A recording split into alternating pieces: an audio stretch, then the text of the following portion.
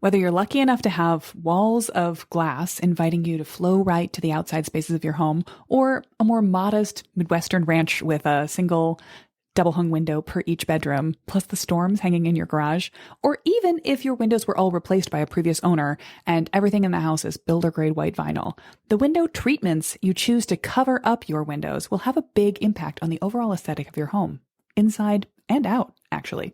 So today let's talk about that. What are the right window treatments for a mid-century home? And why are they either floor-to-ceiling pinch pleat curtains or modern up-down insulating shades? More on that in a minute. Right now, hey there, welcome back to Mid-Mod Remodel. This is the show about updating MCM homes, helping you match a mid-century home to your modern life. I'm your host, Della Hansman, architect and mid-century ranch enthusiast. You're listening to episode 2101. All right, this week we're going to begin with our mid-century house feature of the week and end with a design tip because it's going to lead perfectly into the topic of the episode.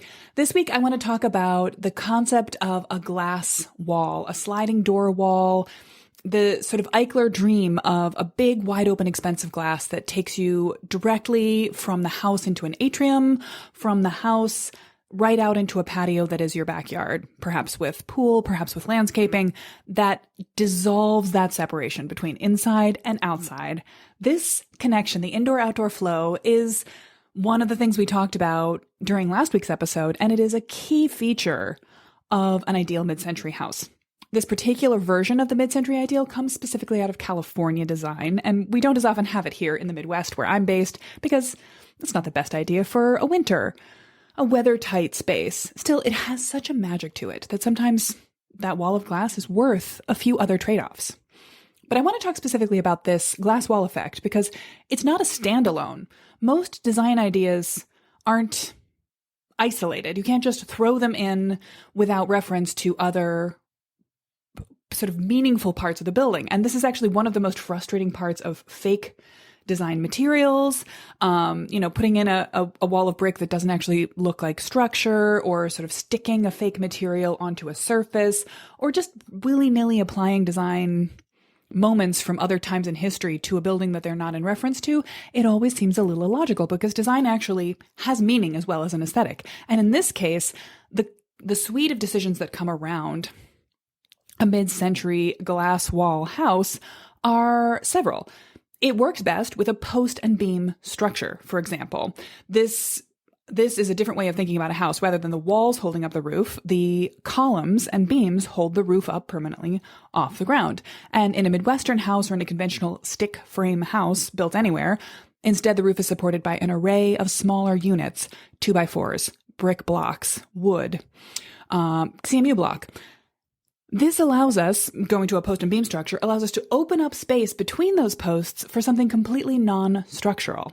And as the mid-century modern designers were playing with this concept of open flow, they used glass. Now, in some ways, glass makes a better wall than a regular material wall. In other ways, it does the same functions, and in some ways, it doesn't do as much. Let's talk about the pros. A glass wall, a wall of glass, lets in so much daylight. It lets in view. It creates that sense of flow, that indoor-outdoor experience. And it does some of the other regular things we expect out of a wall. It's a barrier to wind and rain and humidity. It prevents a person or an animal or bugs from passing through the boundary of outside your personal domain to the inside. And it could be relatively secure. I don't want to go creepy here, but really, whenever we think about a house as being fully locked down, our houses are not quite as secure as we like to believe that they are. There's a lot of ways you can... If you've ever done construction demolition, there's a lot of ways you can get through even a wall of a house. Certainly break a window, you can get in. But, in general, we depend on the structure and the security of our houses to keep ourselves and our house stuff safe, but also on living in a society. We have boundaries, literal as well as metaphorical. And the container of a house doesn't put all your stuff on display. It doesn't show everything that's inside of the container, all the people, all the things, to the world and say, here's all of the things inside the house. Contemplate whether you want them. Windows, generally speaking, the more glass you've got in a mid-century house, the more likely it is to be facing towards a private part of the yard or guarded by some sort of exterior boundary, a fence, a breeze block wall, plantings. And this is maybe less true for a traditional picture window, which will face the street, but this is where curtains are going to come in. I'll get to that in a moment. So there's one way, or there's several ways in which a glass wall doesn't act like a wall as much as we expect it to, which is they don't present a visual barrier. They don't block out the sun when we want shade. They don't block out the view when we want privacy. They don't block out the view from the inside to the outside. They also don't make the best insulation barrier. So they required another connecting design feature. Post and beam structures work well with glass walls, but glass walls also require another design feature, and that is floor to ceiling curtains. Now again, this isn't a brand new idea. There aren't a lot of brand new design ideas under the sun. But this did require the mid-century modern designers to experiment and come up with some new variations. Humans have been covering their walls with big pieces of fabric for warmth and for privacy since we started assembling big pieces of fabric. Think about tapestries on the walls of a castle. Think about hanging bed curtains. Think about tents, for that matter. So this isn't a totally new concept, but we did want to add privacy and add some amount of shading for some thermal regulation and some insulation to these glass wall buildings. Eichler and the other mid-century modern designers didn't have to come up with something brand new for their residential buildings. They turned to the modern designs of non-residential buildings that had been happening for decades before. In fact, the type of skyscraper that has an interior structure of columns and floor plates, and then a non-structural exterior wall mostly made of glass and the little connections between the glass is called a curtain wall building because it hangs. It does not hold up the ceiling. And in those curtain wall buildings, they were already coming up with ideas for how to cover bigger than a house walls of glass with privacy, with shading devices, and with a certain amount of insulation. I'll get into the history of the pinch pleat curtain in the episode proper, but I just want to talk about this concept of how great it is to have a lot of glass in a wall. I mean, really, we can do a lot better in insulation for a modern, well-insulated wall, but in the mid-century era, a glass wall wasn't that much more poorly insulated than just like a wall. And they provided such benefits, such trade-offs, such a boon to the experience of living life in the space that they can often be worth the trade-off. And it may, particularly if you can do a good job of insulating, if you can come up with proper balance, if you can insulate the rest of the house properly, it might well be worth it to think about maintaining if you've got it. Certainly no one would I don't know who would take a California house with a wall of glass and remove the glass, but it might be worth it to think about adding more expanses of glass to your house in a remodel in a space that you're modifying. And so for our tip of the week, to spoil the end, I'm going to talk about how one excellent way to add in more glass to your house is if you're ever going to put on any added square footage, any addition, this is a great place to have total control over what are your window openings, what are your door openings, and maybe add in a little bit more big wide wall of glass. So the way we always wrap up a mid-century house feature is, what made this concept great? Well, it's almost the defining feature of a mid-century house. It's so delightful. It's so warm and welcoming and expansive. And so then I'll just leave you with a question. Do you have any big expanses of glass in your house that you love? Do you wish for them? Do you feel like you need to move houses to get them? Or do you wonder if it's possible to get more flow between inside and outside just by making a few modifications to your house? I will spoil the answer on that. I think that it is possible. So now let's pivot to our main topic this week, which is window treatments that are great for mid-century homes. This is a question that I actually got asked in an Instagram DM recently. As I've been doing more of these, I did proper roof types, I did mid-century light fixtures, mid-century furniture, and now people are writing me DMs and saying, can you send me a link to your episode on fill in the blank?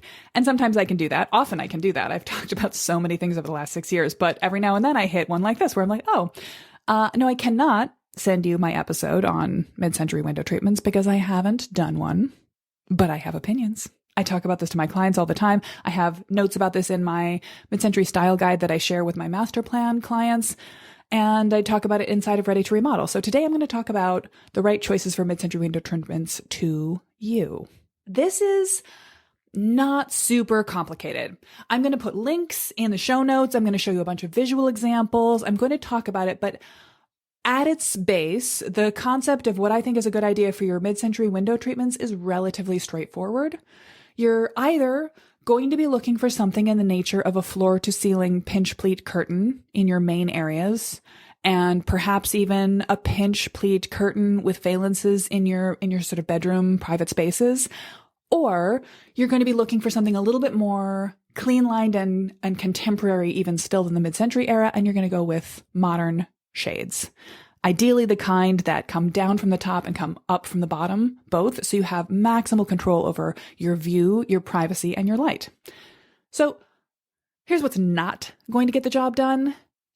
And although, we've all been there, I think moving into a house, particularly if you're moving into your first house, you're just going to need to get some privacy, something up over the windows. You may find yourself going to existing curtain rods or hanging up some curtain rods with those narrow panels you can buy at any home goods store with big grommet holes in the top that you fold into a zigzag and you jam the curtain rod right through.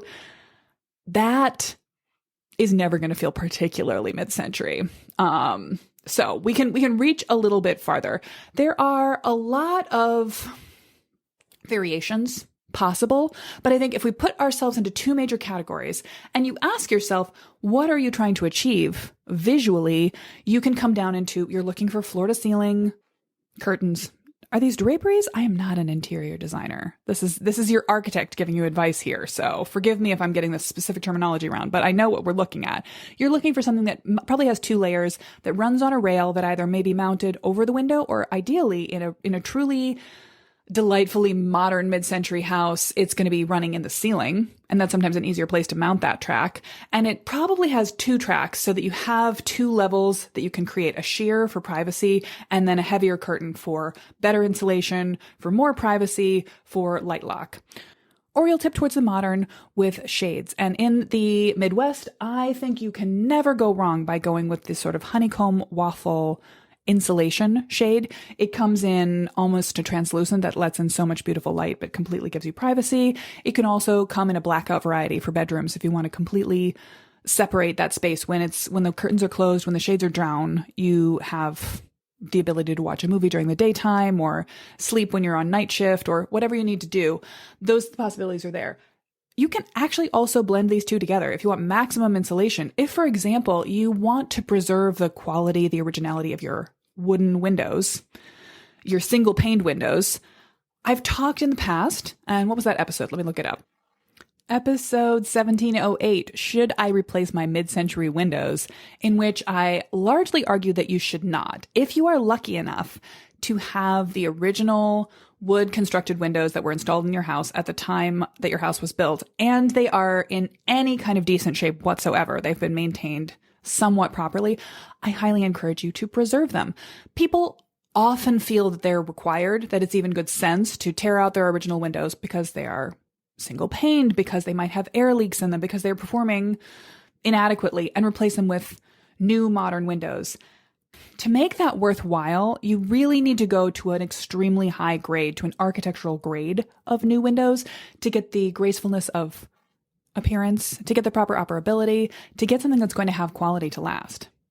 If you tear out original mid-century windows and you replace them with vinyl, builder grade quality modern windows, what you're actually doing is probably starting a new maintenance cycle, a slow one, of tear out, toss, and replace every 20 to 30 years. It's a frustrating thing to see happen when these reinstalls happen. They open up the risk for damaging your siding around them, for letting in water. They're not great. If you want to know why, go listen to that episode 1708. But if you're thinking, okay, Della, I don't even feel like I need to go do that. I'm telling you, my window is single paned. It's not very warm. Okay, so this is where you might want to double up on your window treatments.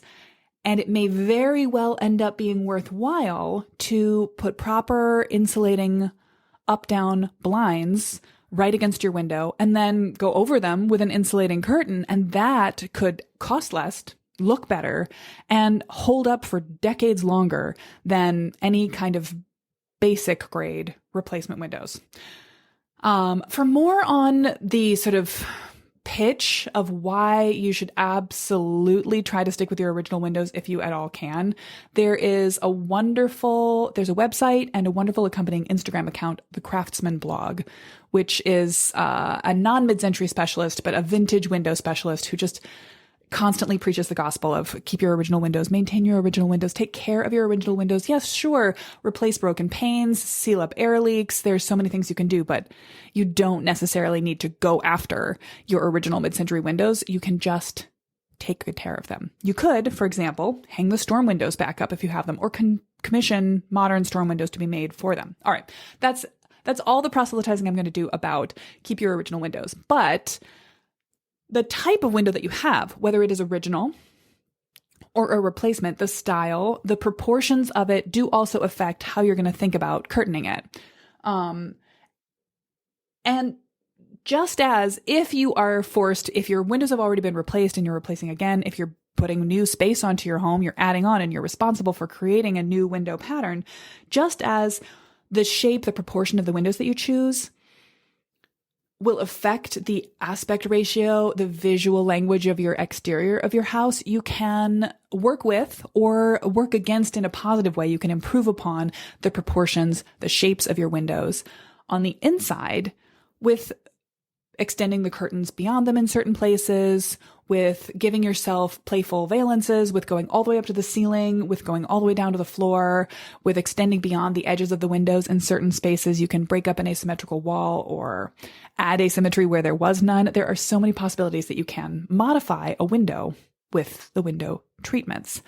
I'm going to just go ahead and say probably, unless your style is pure late 40s, mid-century vintage twee, you're probably not going to look for cafe curtains or the kind of curtains that just come down to from just the sort of standard. If you look up a blog for how to hang curtains in your apartment, it's going to tell you hang them 8 inches above the top of the window, mount the curtain rod high, and run the curtains 15 inches below the window to make the windows feel larger. That's always going to feel a little silly in a mid-century house. It's a bit more of a cottage style.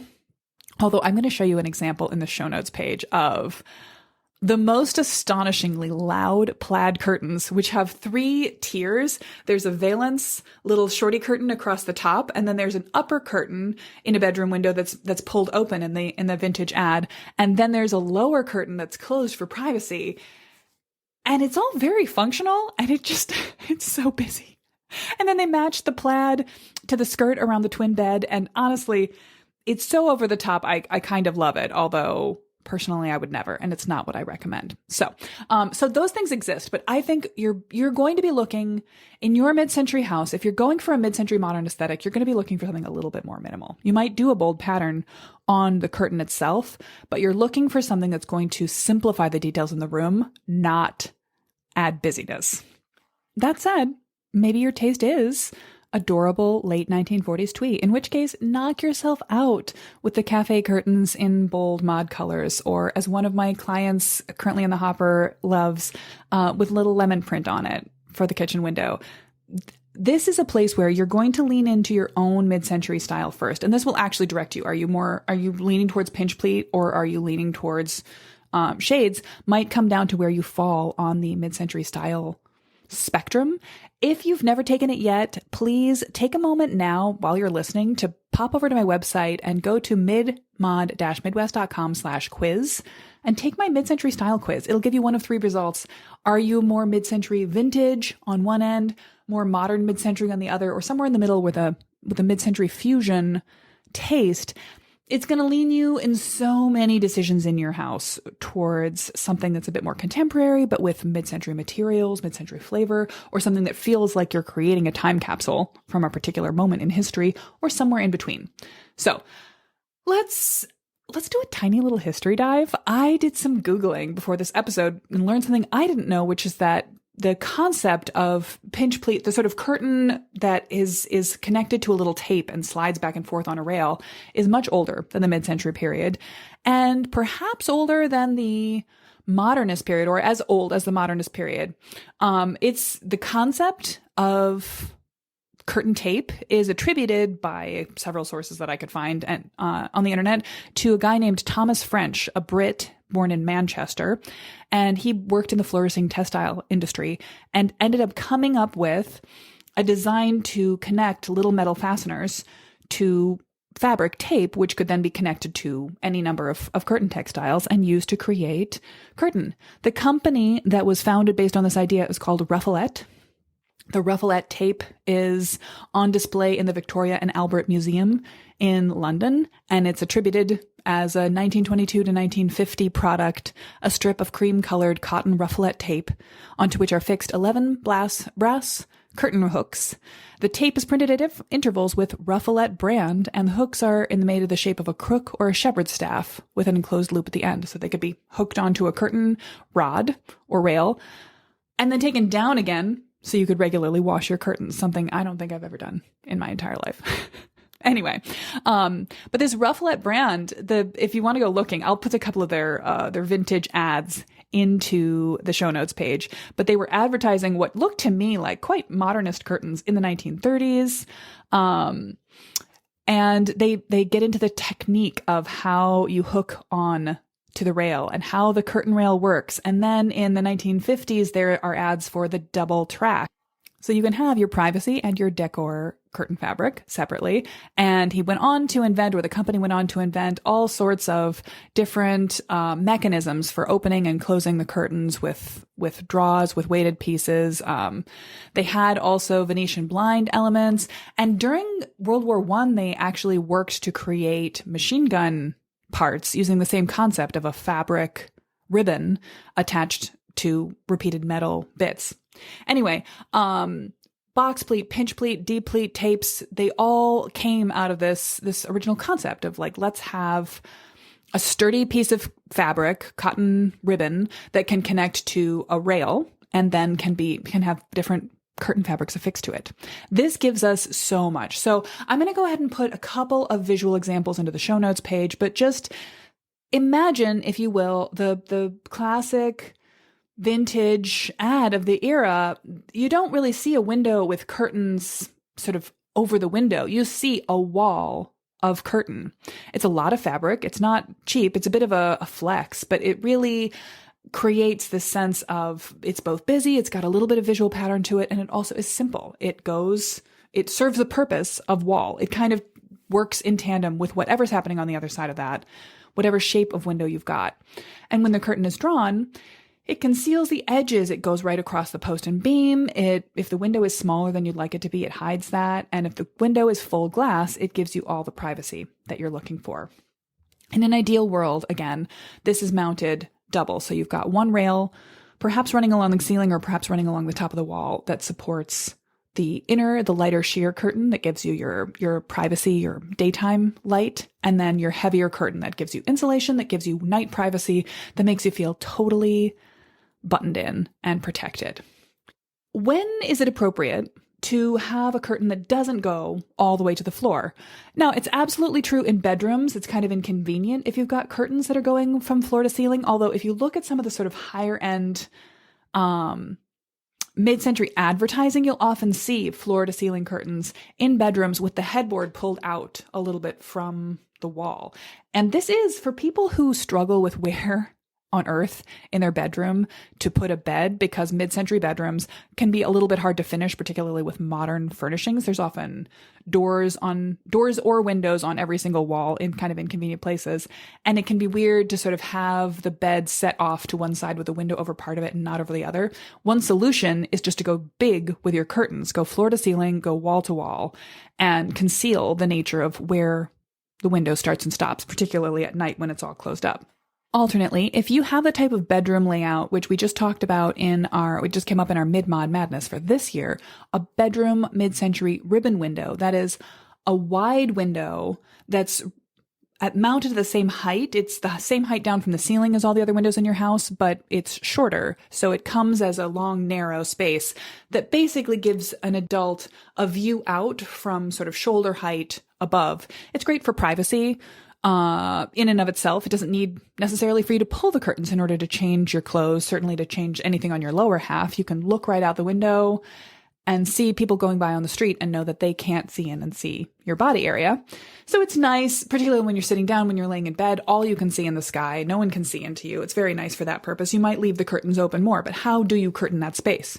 If you're going to do a drapery style approach, you can simply have a short, wide curtain in the same pinch pleat style that only comes down to the bottom of that window trim.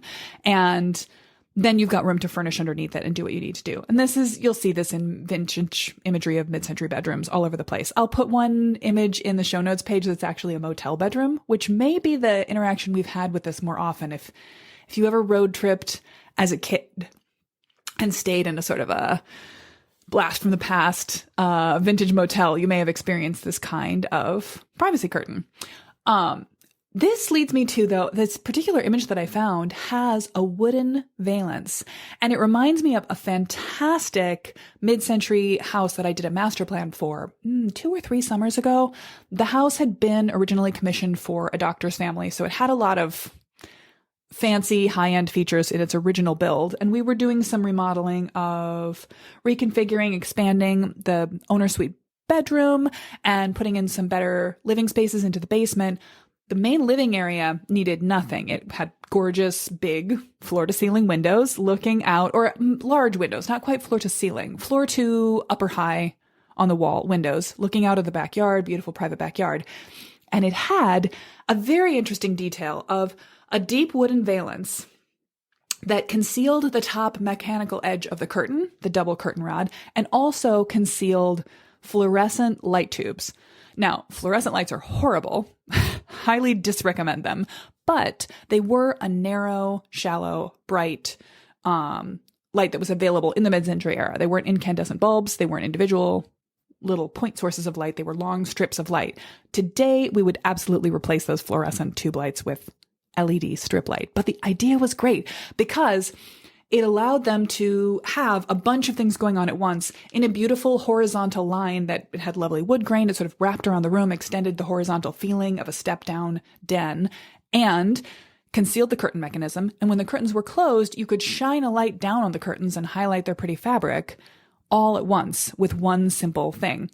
I have since borrowed that concept of the wooden valance, that sort of top concealing edge, the mechanical concealing strip of wood.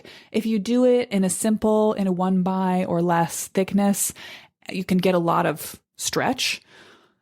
You might want to think of something being 8 inches, 10 inches, or even 12 inches high to really almost come up and meet the ceiling, or to not intentionally not quite meet the ceiling and give another sort of extend the mid-century horizontal, make the room feel wider and deeper than it might actually be proportionally by giving yourself a nice horizontal line to follow around. And again, do not use that wooden valance to conceal fluorescent tube lights, but do absolutely think about using it as a way to build in extra light features in the room, as well as to hide curtain mechanisms. In that particular house, we were rearranging windows in the bedroom space, and we recreated that detail in the bedrooms. I think it existed in some of the untouched front bedrooms and had been removed from the back bedrooms, and we put it back in the whole house because it just turned out into a beautiful design. I'll throw the sketches from that project into the show notes page as well, so you can see exactly how that could work for you. Now, this has an added benefit. If your house was originally designed with curtain track built into the ceiling, for example, and it's still in good shape, but the curtains need replacing, or you have access to the original mechanisms for pinch pleat curtains, you are in luck. But if you have a house that maybe doesn't have as dramatic windows, but you'd like to add a little more drama to your house and extend the interior feeling of your regular sized windows by giving them bigger floor-to-ceiling or nearly floor-to-ceiling pinch pleat curtain effects, you're going to have to come up with the mechanism to make that work. Pinch pleat curtains are not inexpensive. But if you turn to Etsy, you're going to find a lot of opportunities to get a nicely mounted and nicely set up pinch pleat effect that still is intended to run on a modern, easily accessible curtain rail. Again, or a curtain rod. I don't love the look of staring straight at the curtain rod. It's a more contemporary effect. It's never going to read as original mid-century as effectively, but you could absolutely conceal that curtain rod behind a solid, beautiful wooden valance and simplify your hunt and your mechanism and the way that all of this goes together. It could be easier for you to put up and take down your pinch pleat curtains. You could have them made out of more fabric, and you could create a DIY installation much more simply rather than going to setting up and having installed all over your house an official rail system. So there are always budget compromises, and there are often ways to make it feel just as intentional and beautiful with a little bit more clever design thinking. Of course, the gold standard in mid-century modern is minimalism, and so that is the ceiling track that just disappears and works effectively. But if you're more in a curtain rod situation, if you found a great deal on a bunch of narrow panel drapes that you can connect together that are all meant to hang from a curtain rod, and you want to then give it a more polished look, that's a great compromise. Go check out the wooden valance effect to cover up the operability of your curtains. Okay, so we just spent a lot of time talking about what if you want to do vintage, if you want to do high modern, classic mid-century, the floor-to-ceiling drapery version. What about the other? What if you're looking for a more contemporary, a slightly cleaner, a little bit more easy to operate, a more minimalist version? What if you don't want to wash curtains ever? Then you're probably going to look for an up-down blind. Now, this is not necessarily a technique that was used a lot in the mid-century era. The current, very available, relatively affordable waffle insulated blind wasn't in general manufacture in the mid-century era. But I feel like this is one of our what would the mid-century moderns have done? Get out of jail free cards. I think they would have loved this tech. I think they would have loved this look. I think it would have felt fun and functional and simple to them, and they would totally have gone along with it if they had it. To prove that point, when they had the opportunity, they did horrifying compromise things, which is to use metal mini blinds in certain residential applications. If you have this in your house, I did when I moved in too. I highly recommend that you remove it ASAP because it's just awful. They're dusty, they're clunky, they're cold, they look industrial. It makes your house look like a dentist's office.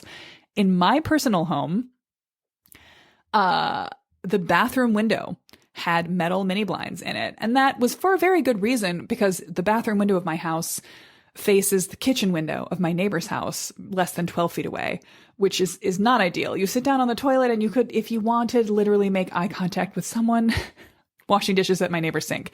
It's not great.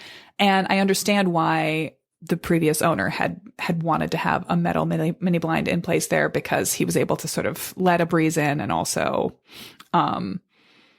have the privacy that he needed. But that didn't work for me. So the very first thing I did was actually a third alternative to any type of window curtain, which doesn't solve an insulation problem, but does solve a privacy problem, which was to put up a privacy film on that window. Now, I could have replaced the window with reeded glass or with glass block, which would have been a mid-century solution to the problem and would be a little bit more of a high-end solution. But I wanted to just give a shout out to a very simple product that I think is still available at Home Depot for perhaps $20 a pop. They sell a number of soap and water cling film finishes, most of which are incredibly tacky, and one of which is actually quite nice, the rice paper version, which you can just adhere to your window with moisture and peel right off again with no damage.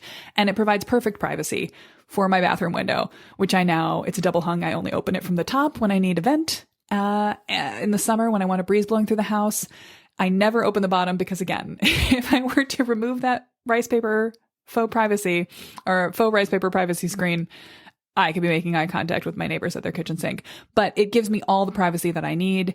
And in that room, I just don't feel the need for added insulation. It's a small space heated by a single register. It warms up just fine. So that's your sort of third option. Your get out of jail free card is make the glass of the windows itself private, which you can do with an aftermarket effect.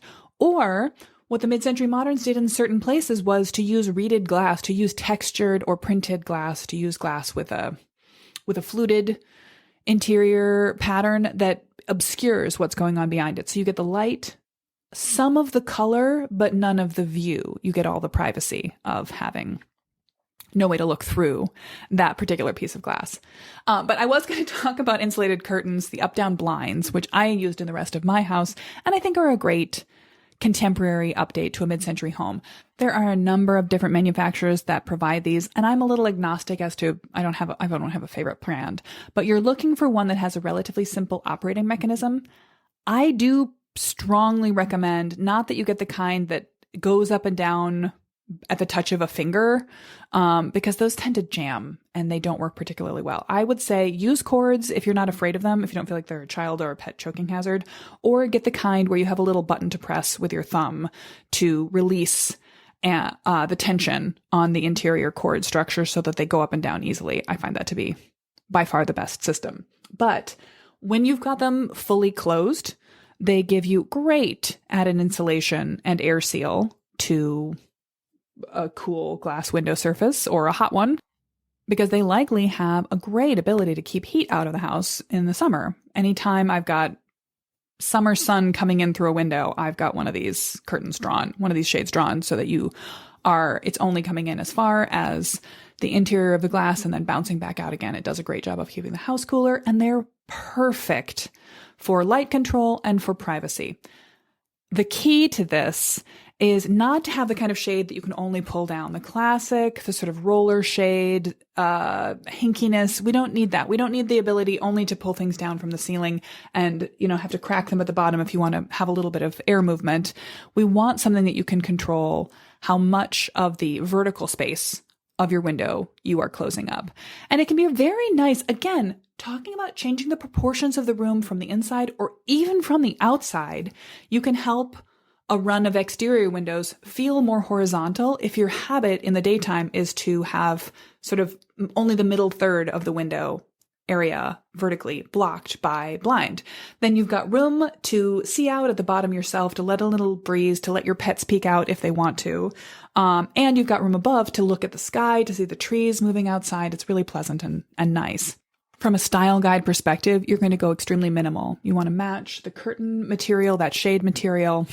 Sorry, I keep mixing up curtains and shades, and I know they're not the same thing. You want to match that shade material to the color of the wall that you'll be going with as much as possible. If your window trim is already painted, that should be the same. It should basically, when they're closed, it should read as largely the same material. I will say, even if you're not concerned about privacy, it's a wonderful effect to be able to close up the house for the night by pulling curtains or shades. In the daytime, windows are our view out into the world. They're wonderful. They let in daylight. They make us feel expansive. They are not at all unprivate, particularly. People aren't likely to see into your house very far during the daytime. Once we have more light inside the house than out, however, windows start to feel harsh and reflective and hard. They're unpleasant to be around when it's dark outside the house and light inside the house.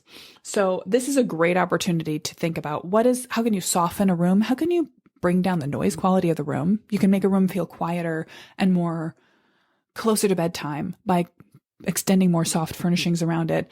And you can actually also use both up-down blinds, have enough noise absorption to help you out with this, and certainly go big on floor-to-ceiling curtains if you're worried about noise in your house, if you're trying to get the whole house to feel quieter, if it feels echoey, if it feels like conversations travel from one of the house to the other too much. You definitely want to be able to modify that with soft furnishings, with rugs, but also curtains can really help you out. So I will throw a bunch of imagery into the blog post for this. Go check it out, midmod-midwest.com/2101 to see examples and weigh in. Tell me what you think about curtains, about shades, about visual privacy in mid-century houses. This is, I think, it's a personal question. A lot of people have different feelings about this, but I'm curious to hear about yours. So send me a DM. Let me know what you think. Does your house need better window treatments? Does it need more vintage window treatments? The choices that you can make can really help tip the house towards the right angle. And one thing that I often see is when houses turn over from a single owner, from someone who lived in the house in the mid-century era, but through the 80s, through the 90s, through the 2000s, often they will have added fancier, quote unquote, window treatments to the windows over the years. They'll have gone in the 80s and put in something with really elaborate over the top window valances, or they'll put in fabrics or materials that just don't feel particularly mid-century. So one of the things you can do as you bring the house back into the mid-century era, as you make it your own, is bring back some of those more mid-century appropriate window treatments and really get those back into line with the era of the house. Or if you're looking to get a more of a mod mid-century look, bring it a little bit cleaner, a little bit forward into the now era, blinds might be the option that help you do exactly that. To wrap up, we'll finish with our mid-mod design tip of the week, and I want to talk about planning for an addition. Here's the great news. Your mid-century home was built to be easily added onto, but that doesn't mean bigger is always better. So step one is to decide what you really need to add on. Then you want to know your limits, your zoning, your whatnot. You want to keep it simple to plan the perfect addition for your home. But you also want to make the most of this opportunity, because planning an addition is a lot of time, money, and energy to create. So you want to make sure that that effort, that trouble, that expense gives you as many benefits as possible. I like to think of this as feeding two birds with one scone. A little bit nicer than killing them. But basically, you want to think about what all can you get out of an addition? Yes, a little bit of added square footage. You may also be able to improve your exterior appearance, create more privacy in your yard. As we were talking about last week, it's wonderful to have an outdoor room that exists in an interior corner of your house. So there's an L shape of space, and pushing out an addition into the backyard may give you the opportunity to change the overall footprint of your house from a simple rectangle into an L, or from an L into a C, or an S or a Z in floor plan, in overview. So what are you going to win, not just from the added interior space, but also around the perimeter, the edges of the house, by creating these new shapes?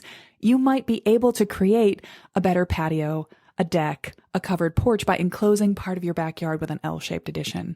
You might also improve your home's passive solar potential. You might cut off your least favorite view. You might use a small addition to the footprint to scoot around interior spaces and make them work better than what you already had, even though you're only adding a little bit of square footage. So the bottom line of planning a great addition is that you want to make a scone that you can feed to more than one bird. And one more thing I want to make sure to add in reference to today's episode is, when you're planning an addition, you have your best possible opportunity to go big drama with your windows. It's often a challenge to cut newer or bigger windows into existing spaces in your house based on what's going on with the exterior siding, what's happening on the inside. Adding new, larger windows where there are existing windows can be a big expense, although it's often possible to take a window of a certain height and make it lower the bottom sill, make it taller vertically, but it's harder to add wider windows. You have to think about structure and heading. But when you're planning an addition, you can bake some of those choices in. You might be able to get the floor to ceiling window wall, the big slider surrounded by fixed glass that you've dreamt of if you have your eyes set on a sort of a California Eichler style for your Midwestern home. And you might choose to set that up with proper passive solar, so you're letting the sun in to take advantage of it, to hit a concrete surface that it's going to gain heat. You're going to plan it with shade overhang so that it doesn't overheat in the summer. You're going to add the right window treatments to keep the sun out when you don't want it and let it in when you do, and have proper privacy. And all of these good things can be baked into the concept of your addition if you're looking at it the right way. So if you're excited about the idea of planning an addition really the right way, if you've got this part dialed in and you want some more pre-addition consultation checklist items, be sure to grab my free resource, the Addition Planning Checklist, at midmod-midwest.com/addition. There's also one of our wonderful design clinics focused on the topic of planning for additions, but I will just say, if you're thinking about adding on square footage to a mid-century home, I highly recommend you do that via a larger master plan approach, because of that very aspect of the incredible potential to change, not just add an extra 100 or 200 square feet to your house, but to change the way even the parts of the house that you're not working on flow, to create new outdoor space, to create the look, the privacy. So many tied in benefits of your home come down to just pushing out into the backyard a little bit. Not that you need to make reference to your neighbors, but pushing out a little bit of an addition into the backyard may change the privacy aspect, the division between your yard and the next yard. I personally really benefit, as I said last week, from the divided L shape of the back of my garage, a straight wall, and my neighbor's probably 1990s addition pushing back a little great room from the back of their house. And it creates an L between our side yards that both gives us both more privacy in our yards and makes a wonderful outdoor room for me. So thanks for that, delightful elderly neighbors who no longer live there. One way or another, every choice you make for your home has the potential to feed more than one bird with that scone. So that is always the benefit of master plan thinking. And I hope that that concept is pretty much what you take away from every episode of the Mid-Mod Remodel podcast. All right, that's about all for this week. If you want to follow up, if you're looking for visual references for fun pinch pleat curtains, if you want to see some of those ads for the Ruffalette original curtain design, if you want to see what I mean by up-down curtains with a waffle pattern, pop over to the show notes page that is at midmod-midwest.com/2101 to see links, transcripts, and everything I've referenced inside of this episode. Catch you next week, Mid-Mod Remodeler.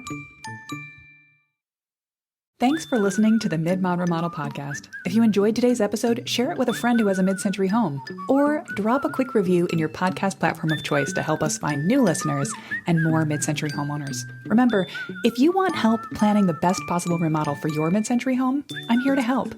And there are 3 easy ways to work directly with me on a great design for your home. You can schedule a consult with me anytime you need one. In a 30-minute Zoom, we can dig deeply into the 1 or 2 issues that have you tied in a knot, or do a quick, comprehensive mid-century house audit. Take me on a tour and ask me your top questions about every space in the house. We'll sort out your next best step. If you're looking for ongoing support to DIY a great plan for your mid-mod remodel, you want to check out the Ready to Remodel program. I'll share the step-by-step mid-century master plan process with lessons, guides, design ideas, and workbooks for every planning stage. And I'll invite you to my monthly Architect Office Hours call so you can get your questions answered as they come up throughout the process. Learn all about setting up your own master plan in my free class, Planning a Mid-Century Remodel to Fit Your Life and Budget. Or if you'd rather have me assess your life and your house, prepare layout options, sketch floor plans and example views for inside and outside spaces, and present you with an array of great possibilities to pick and choose from to develop a perfect, timeless, tailored remodel, well then you're looking for our mid-century master plan package. Learn more about all these ways to work with us at midmod-midwest.com. Catch you next week, Mid-Mod Remodeler.